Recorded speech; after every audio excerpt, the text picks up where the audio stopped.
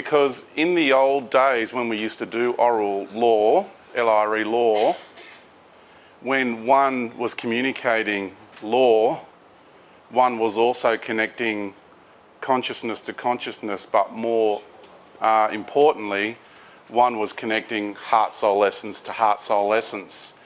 And the people on the receiving end of the sharing were experiencing an integrative process with the person who was doing the sharing. And the integration went much deeper than telepathy. Telepathy is a very shallow way of communicating. All the races, all the beings of the natural order communicate via a process of integration. The races that focus more on the intellect, they choose, well, they haven't the capacity to connect on the deeper levels, so they communicate via the realm of consciousness. So they use telepathy because consciousness is mind energy. And it's very interesting to understand the pursuit of consciousness in our world today. It's quite prevalent, isn't it? It seems to be at the forefront of spiritual doctrine, spiritual literature. And find it very interesting that the New Age religion is all about consciousness and the focus on expanding your consciousness and becoming consciousness. I'm not hearing people in the New Age religion saying that you exist beyond consciousness. Interesting, huh? So their scope of reality seems to be consciousness, and they call it infinite consciousness. But that's all they see. But we're so much more than that. Consciousness is just a part of who and what you are.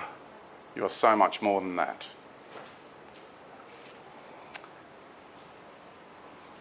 I've found that in my sharing of the knowledge and wisdom that I gained from the experiences that I've had has pushed boundaries, smashed paradigms, to be perfectly honest with you. And I just want to say, before I venture deeper into that process, that all of my paradigms have been smashed along the way.